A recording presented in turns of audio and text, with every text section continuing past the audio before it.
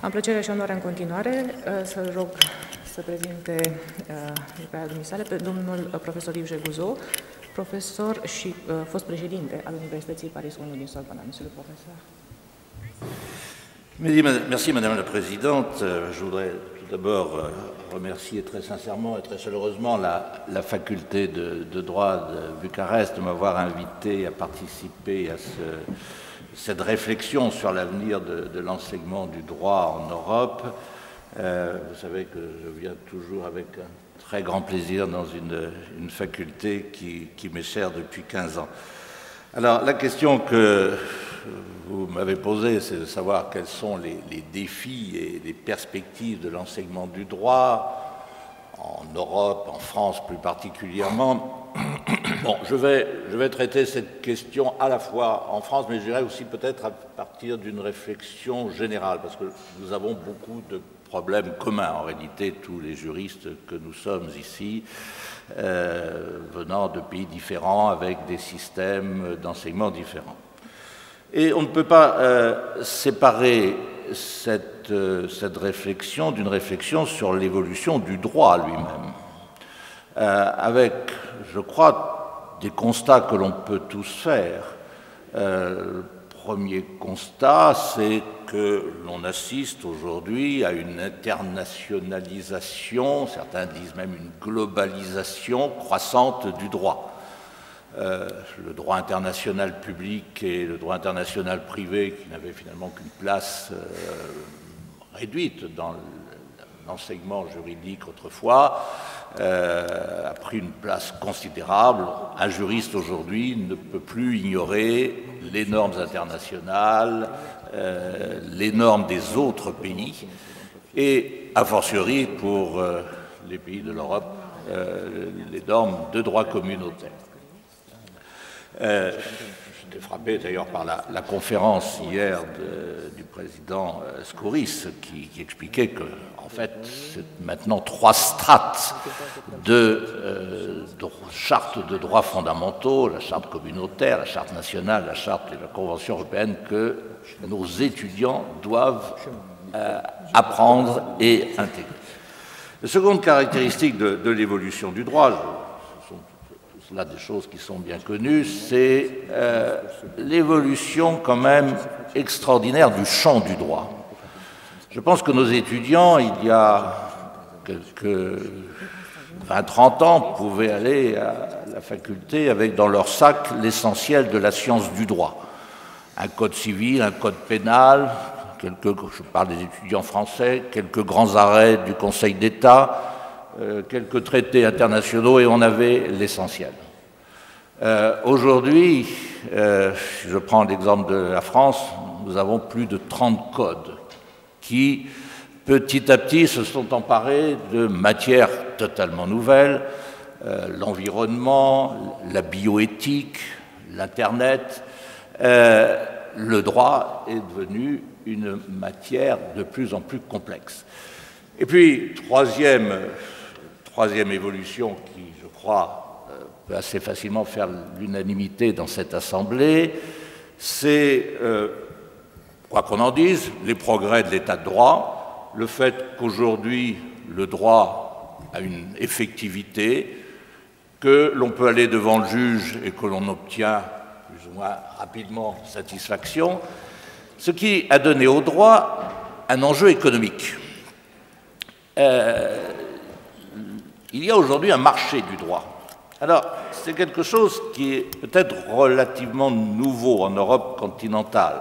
Je ne dis pas qu'on ignorait le droit, mais le droit n'y avait pas la place qu'il a acquis progressivement et qu'il avait aux États-Unis. On sait parfaitement que le lawyer a généralement des revenus supérieurs à l'ingénieur, alors qu'en France, c'était exactement l'inverse.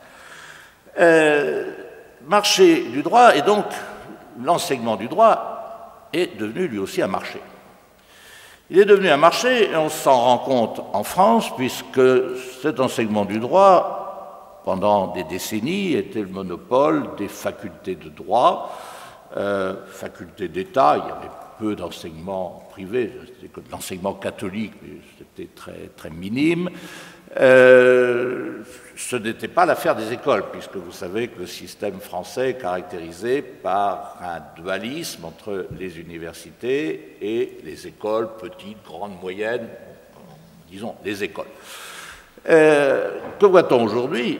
Eh bien, c'est que le droit ayant pris une dimension économique indiscutable, les écoles de commerce se sont petit à petit intéressées au marché de l'enseignement de droit, là, évidemment, principalement le droit des affaires, mais aussi de plus en plus ces droits nouveaux. Et on voit des organismes qui sont à mi-chemin des écoles et de l'université, qui sont les instituts d'études politiques, également s'emparer du droit. Autrement dit, on assiste actuellement à une situation de concurrence qui succède à une situation où il y avait un monopole des facultés de droit, et c'est, je crois, un des débats majeurs que nous avons actuellement dans notre pays. Alors, face à cette évolution du droit et de l'enseignement du droit, eh bien, quelles sont aujourd'hui les perspectives que l'on peut très rapidement dresser? Je dirais qu'une première perspective, je dirais peut-être même une première nécessité, ça va être l'organisation du marché du droit en France, certainement, mais je dirais en Europe. L'Europe, à cet égard, a joué, à mon sens, déjà un rôle très important. On connaît le droit européen consacré à la reconnaissance des diplômes, et puis c'est aujourd'hui la structure même de l'enseignement du droit qui rentre petit à petit dans une réflexion communautaire.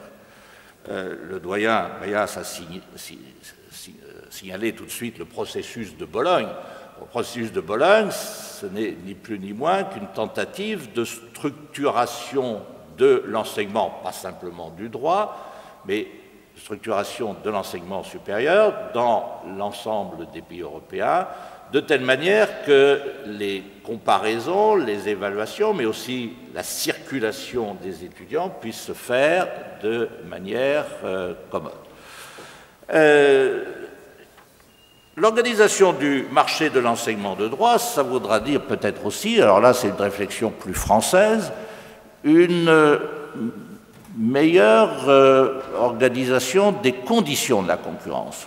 Bon, là, je rentre peut-être dans un débat franco-français, mais j'ai cru comprendre que vous l'avez aussi en Roumanie. C'est que les facultés de droit qui étaient habituées à une situation de monopole, bon, vont devoir, bon gré mal gré, s'adapter à une situation de concurrence. Mais je crois que ce qu'elles souhaitent, et je ne pense pas être démenti par mes collègues qui sont ici, c'est qu'elles le fassent dans des conditions d'égalité de concurrence. Mais après tout, c'est le droit communautaire qui veut cela. D'égalité de concurrence, c'est-à-dire qu'elles puissent éventuellement choisir leurs étudiants et donc mettre en œuvre des processus de sélection, qu'elles puissent procéder également à des ajustements tarifaires. Les tarifs d'inscription à sciences politiques ne sont pas les mêmes que ceux que l'on a dans les facultés de droit.